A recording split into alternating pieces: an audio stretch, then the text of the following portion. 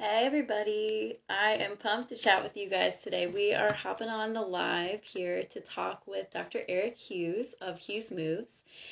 He's a naturopathic doctor and spent a couple years, 7 years actually, as a CrossFit coach and massage therapist before he became a doctor and started specializing in what I like to call movement as medicine. So he has a really unique approach when it comes to injury correction and performance enhancement, and he works with a lot of athletes.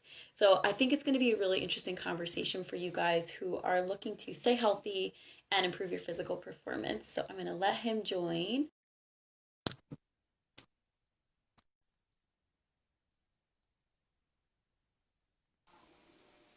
Hey, Hey, how's it going? how you doing? Good. Let me adjust my camera real quick. I know we both need we're both like here. Yep.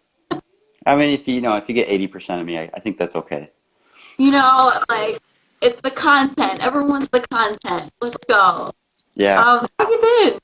Good. Good. I joined it a little late, so I heard little snippets you mentioned about me. Yeah. Just talking about you behind your back, as Yeah. we I think I am like I wanted to promote you and I forgot to say this before everybody joined, but you are doing these classes, free classes on YouTube, Monday, Wednesday, Friday, 8 a.m. PST, which is 5 a.m. EST for those of you who are looking to get like an early morning movement session with Dr. Hughes. But can you talk a little bit about what you're doing on YouTube right now and what you're hoping people get out of it? Yeah. So, the movement classes, they're called RevInMo with Eric, where my intro is always, my name's Eric. We're going to do some RevInMo. um, Explains it Revol all. Yeah, it stands for Revolution in Motion, and it's essentially a movement system that I use in my practice for exactly the same things that you mentioned. I would consider it a form of therapeutic exercise, if you will, because it's more about getting a sweat on, getting sore muscles, so on and so forth. It's all about integrating the body so you literally feel better. You're more connected to your body so you can move better in space and time. That I being love that. said, yeah, that being said, since March, everybody's been hunkered down, whether they like it or not. They've been inside. If they, more times than not, their job has required them to stay at home for much longer periods of time, or they're afraid to go outside, or their gym is closed. And just movement in general has been decreased. But Yep. you don't you don't need a gym, right, for that, right? And you need very minimal equipment. For me, I use my body. I use a stability or a yoga ball, and I'm able to get a very effective and efficient um, workout in or movement series in within a matter of 30 minutes. And it's super easy. Anybody can do it. I love that. Well, and I want you to talk a little bit about your approach because we got some physical medicine school, Hmm. and you have your own training, right? When you were a CrossFit coach, you did massage, and then you went and got extra in RevInMo. So, what were you looking for that led you to get that extra training? What do you feel like it really added to your practice? Sure. Yeah, I'm a firm believer of what you would consider functional fitness. And a lot of that did stem from CrossFit, right? Where their motto is constantly varied, high intensity functional movement. And that functional movement, I think, is one of the cruxes of that because there's movements that we can use in the gym or whatever that we can impart directly into our lives. In being a CrossFit coach, as you mentioned in the intro, I was just getting riddled with injury, right? I think it's pretty common. It's kind of like what are the activities that are doing that are, that you get a lot of fulfillment out of that you want to continue doing, but are probably breaking you down in the process, right? Like no one, let's take, it's the winter, for example. No one expects to be skiing 24/7 every single day. Like that beats you up, right? And so you Yeah. need that thing to kind of rebuild you so you can get back at it. And so that was around the time when, a lot of I had to step down from what I would consider training in the CrossFit gym um, because of injury. I was just sitting in class. My back was killing me the whole time. I was always have to move around trying to figure this out. And I was like, weird. I thought, keeping in mind like functional fitness, how is this functional if I'm always in pain? So I I found actually out, didn't know that you were in pain during school. I didn't know this. So I'm yeah, learning so much about you right now. Wow. stoic, 100% stoicism Yeah. right there. That's the half Irish in me. um, yeah, so along around that same time, I found out about Revolution in Motion. And again, I kind of, I use that as a big stepping stone for me because it just blew the doors off of what I thought I knew about movement, right? About what true functionality meant, right? In order to go through a series of movements or use your body in such a way where you're bringing energy back into your body, right? We always think about exercising and expending energy, just like blah, going crazy. But where's that back end of where we can actually restore movement, restore our energy or health, and bring that back in, right? And Revolution in Motion has a lot to do with that aspect. To be honest, I kind of forgot your question because I'm on a tangent right now. You know what? Just start at birth. I want to know your whole life story, your passions, your favorite TV shows. No, I mean, this is what I mean, though. Your story is important because you come in with a specialty, and then you hit a wall, and you need more. You seek out more information. That's how you become a specialist. And I feel like anybody who went with us really knows us who very educated about this medicine. It's no surprise that you have a practice that really focuses on that. I know that you're an athlete in your own right, and so I think what I really have noticed about you on social media and with practice, a lot of it, and it seems like education that you help people need, right? We're once there, sitting there with back, I'm doing everything right, and you're talking on Instagram about like frontal, sagittal pain, Thank you. Yes. So yeah, I want you to talk about that, and guys, go follow Dr. Eric as like. This is information that we had to pay for, right? Like, we paid to go to classes, like, we paid to go to med school. We're giving it to you for free because we can really feel your life. So, yeah, can you tell us a little bit about the education? Thank you. Yes, absolutely. So, in general, I consider the body as one functional unit, right? And if we think about functional medicine or fitness in general. So like, let's say, for example, you have elbow pain, you have shoulder pain. The origin of that pain might not even have been from that shoulder or from that elbow, right? In the sense that everything is connected. And I talk a lot about fascial manipulation, the fascial system within our body, which is essentially a form of, it's just the connective tissue that surrounds our entire body. It surrounds our muscles. It's invested in between the muscle bellies. It connects muscles to muscles, joints to joints. Like the ligaments themselves are just densified or more dense versions of that fascia. It suspends our organs, right? So if we think about visceral manipulation, if you're familiar with that, or craniosacral, we have fascia in our brain. We have joints and ligaments in our brain, and when they're out of alignment due to whatever origin, what preceded that, right? That's going to cause issues down the road. So let's say, for example, and I'm going to bring the camera down a little bit. Let's say, for example, that my shirt is my fascia, right? So it's kind of, you can think of it as your Spider-Man suit, right? It's just like this tight web of network of connective tissue throughout our body. And let's say I get hurt in my shoulder here. What's going to happen in that fascial area is that it's going to get what we call densified, right? So it's going to basically protect that area from further damage and further injury. Right? And this can also happen from not a traumatic event, but repetitive motion, overuse, things like that. Very common. So as you can see now we've got this densified point of fascia, you can see these tension lines that run all the way around my shirt. This is pretty similar to what happens, right? If we have an injured area here, this shoulder feels better 3 months from now, but now, I have back pain. Well, you see that line of tension? Right? That's exactly what I'm talking about, right? It spreads everywhere. This is what can cause headaches. This is what causes pain on the other side of the shoulder, all the way down even to our foot or our ankles, right? So that's the whole body. Yeah.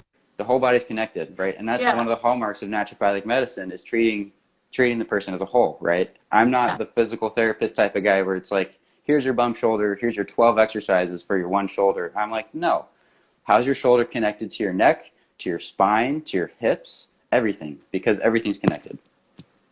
Well, and it's interesting. I want to give physical therapists a shout out because they can be amazing, right? Like, yes, it depends absolutely. on your injury, and it's like whatever's a good fit for you. So guys, on issues that are not better, not getting help from the surgeon or whoever you saw, it's worth considering all the options. Consider, and what I love is there's so much about it. Go watch Dr. Eric Hughes. But I think we're all familiar with this, and I love that shirt to show that. really powerful visual for what is otherwise a really kind of like ethereal concept that is hard to think about.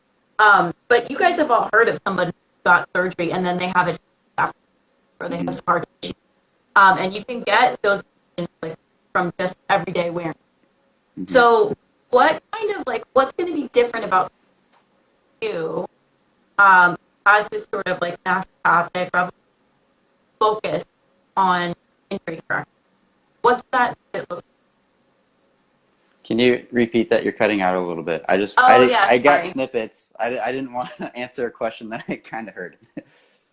So let's just say if somebody comes to you and they have an injury, what does a typical visit look like? Okay. Yeah. So across the board, all my visits are going to be 60 minutes.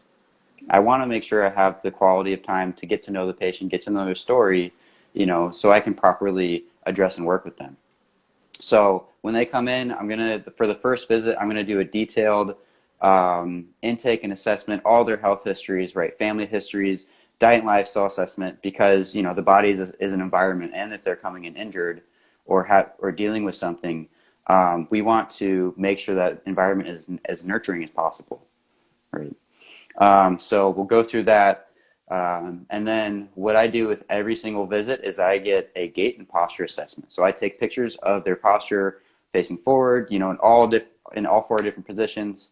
And then I get a picture of their gait as well. And so we review that. Sorry, let me change my, I'm going to move real quick. And so we take that as a baseline, right? I use that measurement, for that visit and before and after visits within that 1 60-minute session, because you're going to get a big difference. But then I use that if we work at a longer term. I typically have a 5-week package, just as like a 5-week reset, if you will. And so we can do before and after those, basically showing those changes, not only fascially, but in terms of posture. And like, hey, now let's take this into account of body awareness. Do you notice differences, right? Are you able to perform better, feel better, right? Do your job more efficiently, because, on your Zoom calls, your neck is aching maybe 3 hours in instead of 30 minutes in. So what we'll do after that is I'll do a combination of either hands-on manual therapy specific to fascial manipulation, and I've got a fancy tool I like to use with that we could talk about. But then I also start incorporating revolution and motion right away, because it's that foundation of health is movement, right? So I want to get that started going and started fast, quote unquote, and then we start to build over that period of 5 weeks or however long we work together an at-home program that is geared and individualized for that person, specific to RevInMo. So it's not, I don't have any algorithms or anything like that. It's like, what is your body telling me, and how can we work with that? How can we work out those restrictions, those fascial restrictions through movement? So let's talk about, because what you said earlier, like these aren't exercises that you would get at a physical therapist. They're going to be different. I've seen you guys, like you and Mark and Suru. I feel like you do like the sword pull, and they are motions I have never seen before. And like when you explain them, it totally makes sense why you're doing them. But let's talk about like what makes these movements different. Oh man, you're opening up a big can of worms. I know it's a tough question. I just want people to understand that like this is an array, right? So like, and it's the same thing. Naturopathic medicine is just one option on a spectrum of options, and so they don't have to give up their physical therapist to come see you or to get benefit from watching your videos. And it's fair to mention as an aside, I'm always interested in working with as many people as possible. I have physical therapists on my team. If I feel like, hey, guess what, we might not be a good fit, that's totally okay. For one reason or another, I've got my go-to physical therapist. I've got my go-to regen med doc, depending on what you need. So, everybody's got their tools. These are my tools, and they work for me, and they might work for you. So, revolution and motion, what's unique about these movements, physically speaking, again, I'll highlight that fascial aspect. So you're working with the whole body. When you go through these movements, it might feel like a deep ache or like the best stretch of your life. That's what we would call fascial remodeling, where we're working in those restrictions and really literally working them out. At the same time, they are dynamic. They are eccentric movements. Eccentric movements is great because it protects and and supports your joints. It also builds muscle at the same time, which again, right, supports probably a consequence of supporting your joints, right, building muscle. But one of the hallmarks, the biggest hallmark of Revolution in Motion is that it's neurologically stimulating. We are so interested in how the brain is working in relation to the body, because the movements are going to be playful, they're novel, they're challenging. There's something you've never done before. So we're literally putting your body in a different position that you've probably never been before, which is great, because now your brain has to work 10 times as hard as figuring out, okay, how can I do this in a safe and effective manner? And if we can do that, if we can do that in office in a safe environment, then imagine if you're going out and performing where you have similar challenging, neurologically challenging scenarios. You're going to be able to perform them so well. Efficient, transformative, and fluid movement. I love that. Well, and so some of our classes did RevInMo with you, and I remember Dr. Mark and Dr. Saru, who guys have go look on my IG. Mm-hmm. I've done talk to them. I'm going to mention Dr. Anna Martin as well. She's joining in. She's the person who kind of brought RevInMo to everybody here. So you have to give her a big shout out. What's up? Yes. So yes, and I know like Dr. Anna's a big proponent of that. So I just remember seeing Dr. Mark at our summer school, and guys, hopefully one day we'll have a talk with Dr. Lori Mishley. She was my mentor in school and works like now with Parkinson's. But I remember sitting in one of her talks that she did, the neurologist. They were talking about how with movement, if you're not doing movements that force your brain to kind of feel like, oh my God, like I'm gonna fall over if I don't adapt, right? Like I need to force myself to balance. I need to muscle fibers than I normally do. Then you're not growing the brain. And I think a lot of us think we hit the late 20s, our brain stops developing, but that doesn't mean that we can't grow new neurons that strengthen. And so this ties in really beautifully, I think, with the biofeedback. That is, each of us is also doing that as well. And so when we're talking about resiliency, guys, a lot of you are high performers, whether it's at work, in the gym, as a parent, right? And want to stay strong and resilient and adaptable. And part of that is purpose to stay strong and adaptable. So any sort of exercise that incorporates some sort of like creating new neural connections is going to be great. So you want novelty. You want to be doing movement and be like, what's fun? I don't know how many people have the experience as like somebody in their 20s, 30s, 40s of looking at kids doing flips and thinking like, when was the last time I did a, when was the last time I was upside down or sideways or like, and that those movements are so healthy for your brain. They force your cerebellum, they force all the different parts of your brain to really work together to be stable. So let's chat a little bit about the nervous system and how you incorporate mind-body therapy to, in with. Absolutely. The first thing I'll say is if you don't use it, you lose it. Yeah. That in terms of movement alone is so important. MindBody Medicine, I incorporated a lot of what I mentioned before is body awareness. And that is a big aspect of MindBody Medicine. Specifically, if we want to talk about one of the tools is progressive muscle relaxation, right? So sure, we know how to move our body. Sure, we have our certain patterns of movement. But if we don't provide ourselves that external stimulation where your body's always guessing, right, in space and time, or not improving the connection of your mind with your body in relation to space and time, with your environment around you, you're just going to get that pattern is going to be more and more hardwired, right? Building those and reinforcing those neurological connections, which are beneficial maybe for that certain moment, that certain point in time. Like let's say Zoom calls, you don't need to be moving, right? So you're just going to stay hunkered down. But if we do that for years on end, let's say now we're 80 years old and we have to walk downstairs. Let's say we have to just walk in a straight line, right? A lot of this has to do with what we call the somatosensory system or the homunculus, right? If you ever see that picture of the homunculus, it's the somatosensory system is essentially a concentration of sensory receptors where you receive that, so sight, taste, touch, things like that. We're focusing mostly on touch right now. It's this map throughout our body. And so we have highest concentrations in our hands, right, which is not surprising, in our tongue, on our face, on our lips, but one area in particular are the feet. The feet, right? And so when we think about ourselves, when we think about movement in general, when do you go to the gym and you have your feet day, right? All the gym junkies have their back and bis, your chest and tris, right? Your leg day, but when do you ever train your feet? You don't. In fact, we do the opposite, right? We have 3 inches of cushioning below our feet. We put them in high heels all day long, where it's like our toes are like this, right? And so it's basically like living your day wearing mittens the entire time, right? Or having imagine being able to not taste your food, right? And a lot of people actually, have to deal with that.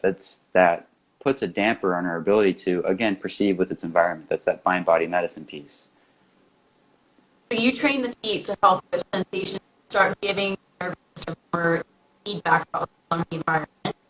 And then, your feet, guys, are where it all starts. Like that's are kind of like the center of gravity almost. Mm-hmm. All this, then your arches are flat. Mm-hmm. That's going to throw off your posture. And so sometimes people to bring their arches back, and that'll get rid of their back, Mm-hmm. right, or their shoulder. Mm-hmm. Starts. That's their foundation. So, yeah, okay, I love that. So what do you do for feet? How do you train the feet? What do we do? Everything. Depends if you want to see some tools. I'm in my office right now. Let's go. Come on. Cool. I want to mention one more thing. So what's important about the somatosensory system and incorporating our feet is that we want to basically open up the floodgates between our brain and our body. All right. Again, that mind-body connection, that mind-body medicine. If we want to take it, so this is as simple as something we take for granted. Again, balance, right? I'm going to show you 2 spectrums, like the 80-year-old who is just unable to even walk down the street in a straight line, right? You have to, their head's always down, they're always looking at that next step and where they're going, right? Doing something as simple as one-legged balance training is going to be extremely beneficial to improving that connection, right? Rewiring those hardwired patterns in how we walk, again, how we perceive our environment. Number 2, if you're an athlete, if you're a professional athlete, this is where we get into what you would call in-the-zone training or automation, right? You've probably heard of like the flow state, or just like, oh, that guy's in the zone. Like he just knows what he's doing before he does it. He doesn't even have to think. That we can train that. That it's not something that's like an enigma, right? Or ethereal is the word that you mentioned. Like it's something that we can actually train and utilize, because essentially what we're doing is we're getting into our bodies. We're getting into the present moment where we have to stop and consciously at first think about what we're doing, so those actions become subconscious, and we just don't. When you're snowboarding and you're jumping off a 60-foot cliff, it's happening. You don't have to worry about, oh, this is how I'm going to start, this is how I'm going to jump, this is where my body's going to be, and when I'm in the air, this is how I'm going to land. No, it happens. And it's a high, it's a high that so many athletes strive for. That is the pinnacle of what they're looking for, is that in the zone, of being in the zone. And we can train that, right, with revolution motion by stimulating the feet, things like that, which sounds crazy, but it's really not. It's just really fun. Gotta explain it more, Dr. Eric. I can see people at home being like, I'm sorry, what? Yeah. So in flow state by training the feet. Yeah, so let's do this. I'm going to show you one tool that we use in the office. Okay. I'll see, my room isn't too big, but I'll see if I can set it up to where we can kind of get the idea. Because we talk about the somatosensory system, because we talk about, again, training with our feet, everything that we do is barefoot, right? Everything we do is barefoot. We don't use shoes, at least in revolution and motion. So what you saw me doing was taking off. I feel like Mr. Rogers. I'm taking off my shoes. Aww. So I'm gonna unplug you here, because I don't have AirPods. Okay. No judgment. I can bring this down.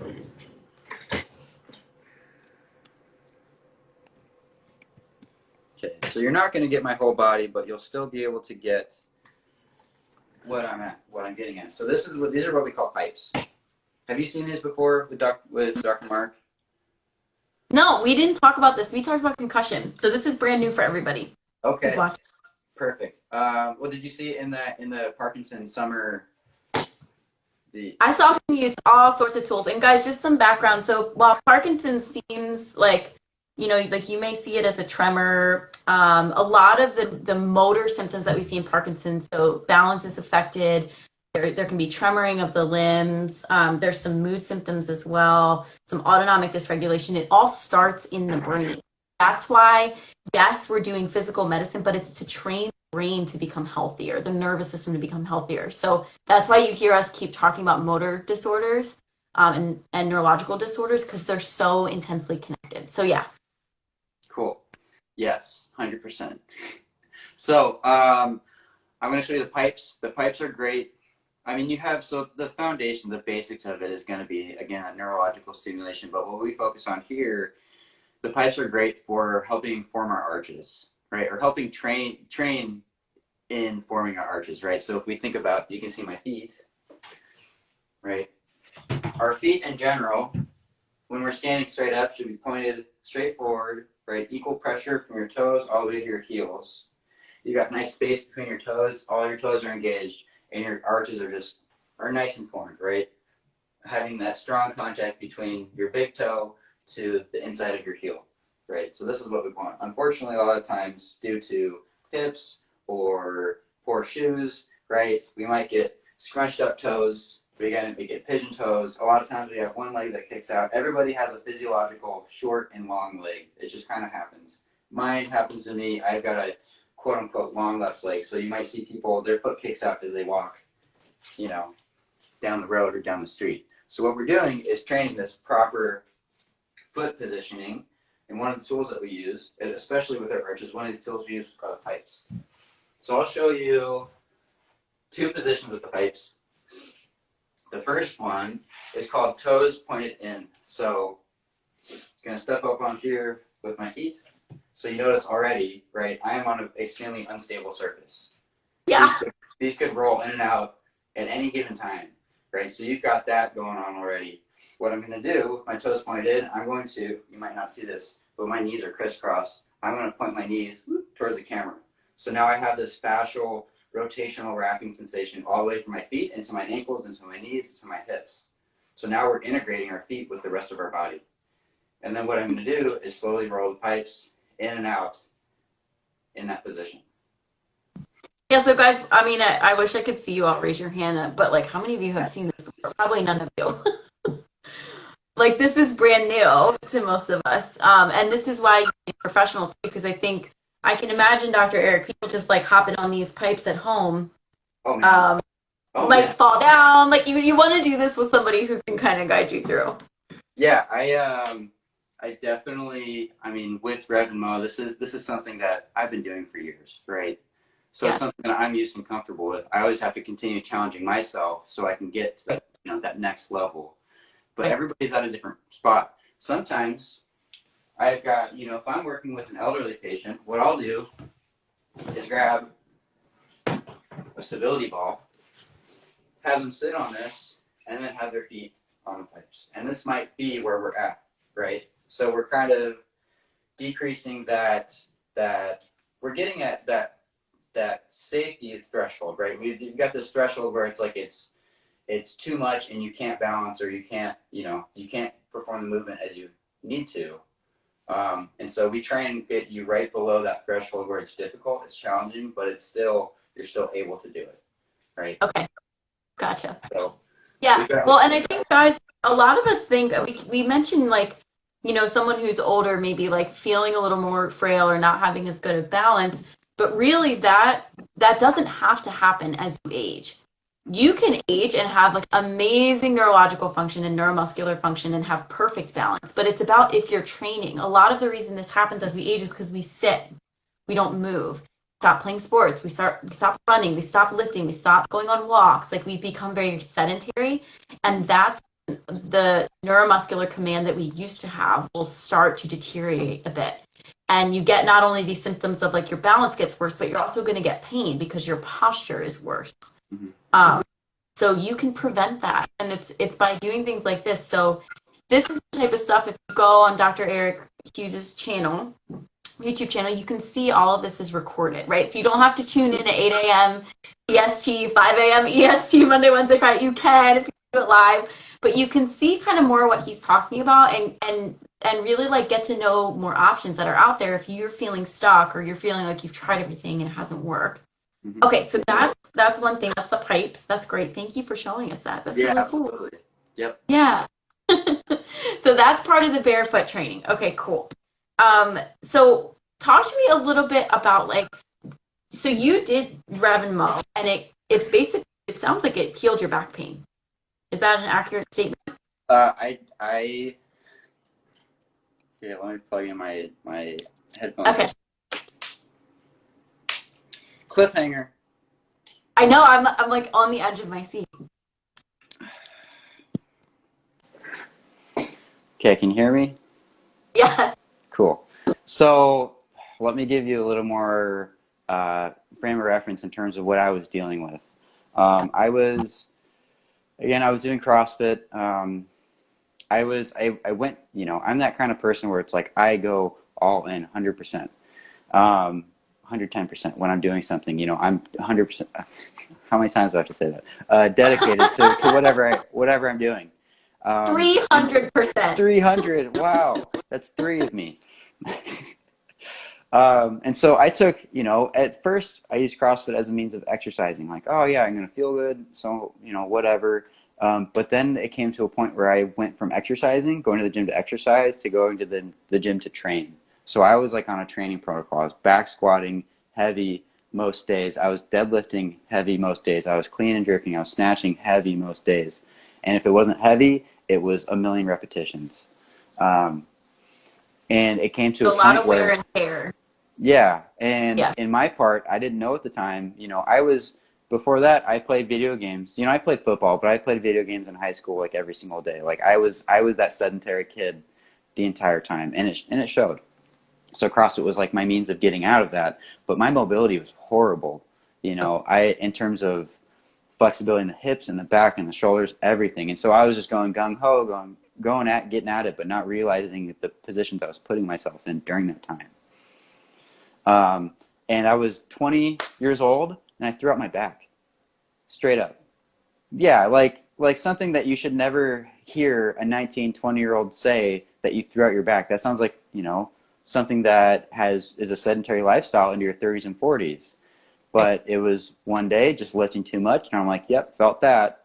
And I couldn't bend over an inch, right? I couldn't bend over 2 inches.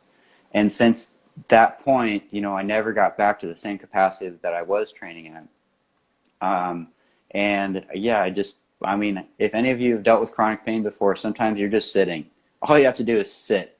And it's just, everything is aching. It's the deepest, most annoying ache. It's just like, it's like someone's just taking like a hot poker and just holding it there, right, in that one spot for days and hours. It sucks. And if you focus on it, it gets worse. So that sucks too. With Revolution in Motion, yeah, the first time I did it, there's this one move called Inchworm. And it's basically, what it does is help reorganize how you engage your core, more by focusing on the front, what we call abdominal hollowing, which lengthens your spine and low back, kind of releases that tension. So for example, this is very common. If we're sitting, let's see if I can get a little bit lower. So typically when we're sitting and we're not mindful of our posture and we start getting achy, we like to stick our butt out, right? And a lot of this is due in part because we've got our hip flexors that attach from the front of our lower spine to the front of on the inside of our hips here. Our psoas, iliopsoas, if you're familiar with that guy gets tight, right? Muscles basically like being short. They like to be in a short position because they're relaxed, right? Muscles that are lengthened are pissed off. They're like, hey, this is way too much. And a lot of that has to do with the fascia around the nerves as well. But, right, so think about here, basically my back was consistently in this contracted, tightened position in my lumbar spine here and then in the front. So then when I'd stand up, they're trying to reinforce this position, and you can't really see that. But imagine, right? Same kind of position. So what inchworm does is teach you to draw your abs down while relaxing your tailbone. So these muscles aren't working nearly as hard, and you're able to use your deep core. Long story short, what I'm getting at is that it was like, again, the first time I did inchworm, it was like the most deep, not uncomfortable, but like the deepest, sorest ache. I'm like, is this right? Am I doing it right? But I kept doing it along with another specific series, and not even 3 months later, like my back pain was eliminated. I don't have back pain anymore. It's crazy. From getting to the point where being in such chronic pain every single day, you're like, is this my life now? to and what's going to happen next? To now it's like I can do whatever sport I want, and I don't have to worry about my back. It's just not. It's a non-issue because I'm able to improve the structure, improve the function. That's amazing. And guys, I'm so glad you told that story, Dr. Eric. I think a lot of people who are really into performance and they're measuring through strength, right? Like they want to get their new PR, like they want to max out, or like they're really trying to add a lot of weight. It can feel like a waste of time to stretch, to do mobility training, and so I think again, like I'm sending, because I really think like seeing is such a difference. Try them out at see how it feels in your body. Call Dr. Eric. But I think a lot of us are really like focused on lifting heavier and not on maintaining that sort of structure and function that's going to allow our body to stay healthy while we load. So, and I'm guilty of this, guys, because a lot of the patients that I see are women. I really am, because most of the people who come in my clinic are millennials, they're women, or they're postmenopausal, and they're doing a lot of yoga, doing a lot of running, doing a lot of walking, and so I'm always like, you need to start lifting, like for your bones, just even for like your peace of mind. It's a great outlet to get your emotions out of the gym, but I probably need to be teaching more of a holistic approach. I think this is part of the problem. Get really focused on like heavier, get more with your squat, your deadlift. We're not talking about any sort of mobilization. So what would you say is the ratio? Like if somebody comes in, they're doing CrossFit or they're lifting heavy like 3 or 4 times, how often should they be doing things with their feet or special stretches? If I am, if I have a new patient and they come in, I expect them to do RevInMo every single day. Well, and the reason being is because what we're trying to do, well, twofold. One is because we've put ourselves in a specific posture, a specific position, and we've reinforced this again over years and years and years and years, right? It's hard. It's been hardwired, and so it's going to take consistency and repetition to change that, right? That being said, if I work with somebody, and again, we're going to start small. I mean, ideally, in an ideal world, I'd have them do RevInMo every single day, because what we're doing is instilling a movement practice that we can build upon, right? So tangibly speaking, this would mean this might be 5 minutes in the morning. This might be 5 minutes before your activity. This might be right after your activity. Like, you can plug it in literally anywhere. It can be your main activity for the day. It's so possible, right? You can get a good, I mean, there are times where I'm breathing hard and sweating from revolution in motion. It's crazy. But the more you put into it is the more you're going to get out of it.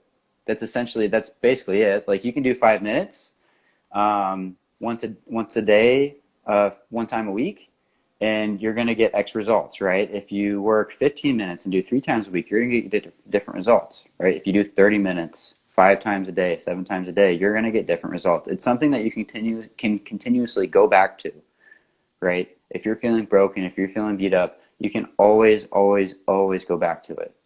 And that's going to rebuild you. It's going to put everything back in place. You're mentally, emotionally, you're going to just feel better. And I would mention too, with that MindBody Medicine, I have been incorporating so much more breathing techniques into it as well. Because a lot of times when these movements are challenging or tough, where you might not have that range of motion yet, it's really easy to hold your breath and breathe. But the more we can connect our breath to the movement, the easier, again, the easier and the more efficient it's going to be. And this is something that Dr. Edith, the founder of RevInMo, has also been, she's been promoting it a lot more in her practices as well. And I'm a firm believer of that. You are too. I mean, heart rate variability. Let's get into that. Why not? Well, and this is, if you guys are my patients, you're probably laughing at home because I allow my clients, so normally when we're training heart rate variability, or we're trying to help maybe somebody who's like a chronic mobilizer, right? You're always on the go, go, go. You tried meditation, you sit down, you get a bunch of like to-do lists up in your brain, painful memories, or you start to get uncomfortable, and we're trying to help you immobilize safety. Or vice versa, you're somebody who's really shut down, or getting immobilized, get like your goals. We can train that with breath because of the way that the vagus nerve regulates the parasympathetic part of breath. So what I'll tell my people sometimes is like, okay, I want you to practice twice a day with breathing. You are allowed to substitute one session of breathing for a workout that makes you get to a steady because that's what we're doing, right? Like when we're tying our breath to our movement, when you go on a long run and kind of you're in a really usually pretty regulated heart rate variability, like breath rate. So people like hearing that. They're like, I don't want to sit and breathe like twice a day. So they're like, that's fine. I'll go for a run for 10 minutes. But yeah, so why do you include it? I mean, exactly the same reasons that you mentioned, right? If we can impart diaphragmatic paced breathing into our practice, when we're exercising, if you will, right? Because the diaphragm is a muscle. If you're exercising, if you're stimulating that diaphragm, you're stimulating the vagus nerve, right? Which then imparts the rest and digest mechanism throughout your entire body, right? So you're going to have calmness of mind, right? Ease of movement, things like that. You might end up sleeping better. You're just going to feel better. I mean, if like the most tangible thing, you're just going to feel better, right? we can get into the nitty gritty of like, yeah, you're probably going to poop a little bit better too. Maybe, you might sleep an extra 30 minutes, but yeah, it's incorporating that breath with the movement. And again, we can then use that as well as a recovery tool, right? Because if we're training hard, we should be recovering just as hard, quote unquote, right? And so when we can stimulate the autonomic nervous system, we are regulating again those things for rest and digest, repair, recovery.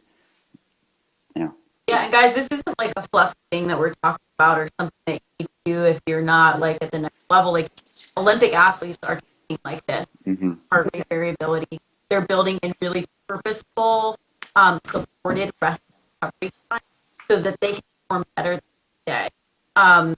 And I think you guys can experience this at home. Take a deep breath, slow, let it out. Just check in. How do you feel? Do you feel 1% better than you felt 20 seconds ago? Probably. And it's because a lot of us go throughout our day, we're holding our breath, or we were taught to like stand up straight, suck in our gut, and like, so we're not really breathing throughout the day. We're like breathing from here up. You're not getting that full breath in your lungs. And what that can start to feel like is more anxiety, more awareness of your pain, hyper focus, even a tendency towards panic attacks, which oftentimes are caused by hyperventilation. So you're breathing inappropriately, having imbalance oxygen. This is exceptionally common.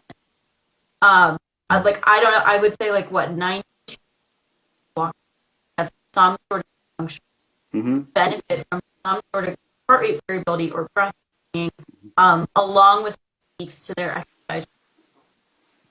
So I want you guys to consider this as an option, and you can call Dr. Eric or I have a 15-minute consult in my practice. Same. Same with Dr. Eric. Just pick our brain because, like, yes, you have great options. If you go to your primary care, they can like, go to your therapist, like, go to your yoga teacher. She's gonna. But we've got to really do that. It's helpful for everyone from like, for us personally, and then it's being again like really high performers at the Olympic level. So what you guys so I think that's a good place to end. How do you feel, Dr.? Sure. I would actually Can I give one example? Yeah, go. So this is one exercise that I use in my revolution training. This is the first exercise that I literally show everybody, and I'm going to show it to you now. And I'm going to go through that breath count with you, right? So how we can, again, a good example of how we can incorporate breath with our movement. As a side note, it sounds like we need to collaborate together. So that might be a Yeah, great idea. let's go. So again, I'm going to set this up to see if I can get the most of my body in the camera. So all you need for this is a stability ball. Let's see. All you need for this is a stability ball, and you need yourself. Right, so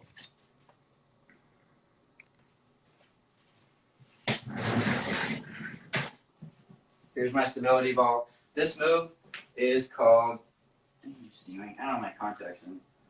Yeah, so you can basically see me. So this move is called frog rock. And so to get in the position, you're going to be standing behind your ball. Again, you want to make sure it's somewhat inflated, so it's got a little bit of bounce to it, but that you don't sink too far into it. So start by standing behind the ball. You're going to squat into your ball. You're going to have all 10 toes on the floor. Toes are going to be pointed forward. I put my socks back on. Ideally, you're going to do this without socks. Okay. But from here, you're just going to relax. You're going to drape the rest of your body over the ball, chin and nose touching. So from here, before I even start in this position, we're opening up the hips. We're lengthening our spine, right? Literally all from our head all the way down to our tailbone. In this movement, I'm focusing as well as pressing my pubic bone into my spine, into the ball. So from here, what I'm going to do is press off my feet, cushion in my hands, wrists, elbows, shoulders, press off my hands, and back into my feet. Right, cushioning through the feet, knees, hips. Again, continue to press my pubic bone in the ball, lengthening my spine back. As I come forward, chin and nose are on the ball, lengthening my head forward. So you can see this is it's a very doable move, right? It's a very passive relaxation move. I use this at the beginning of just about every session. But then what we can also do, as a result, is incorporate our breath. So what I'll do, starting with my feet, as I come forward, I'm going to breathe in for a count of 4. So breathing in, 2, 3, 4. Then pressing off my hands, back into my feet, breathing out for 2, 3, 4. In, 2, 3, 4. Out, 2, 3, 4. So, right, incorporating movement with the breath, but also, it's very intentional movement because I'm opening out my hips. I'm improving that tracking between my hip, my knee, and my foot. I'm lengthening my spine. I'm doing all these things so I mentally, emotionally, but also physically end up feeling better. I love that. It's like 5 things in one. So not only are you like doing the breath work, but you're also like, you're rehabbing, you're stretching. So for those of you who are time crunched and want to like do the best that you can, mind, body, spirit, that seems like a great way to spend 3 minutes and get a lot of benefit. Literally just frog rock. That's it. That's sometimes I'm like, just 5 minutes every day. That's all you need, and you're gonna notice such a big difference. I need to go blow up my stability ball so I can try it. And I know that's on YouTube. I've seen one of your videos. That's on YouTube. So if you want to like go watch that, you can do it along with Dr. Eric. How long are you going to do these like Monday, Wednesday, Friday videos? For the foreseeable future, at least 3 months. Yeah. Okay. No, if you can't tell, I think that RevInMo is the best thing since sliced bread. Like, for good reason too. And it's just, it's been around for 15 plus years. Dr. Edith Hoyce, she's the founder. She's had her practice in her RevInMo studio in New York. Now it's in LA, north of LA, in Calabasas, or Agora Hills rather.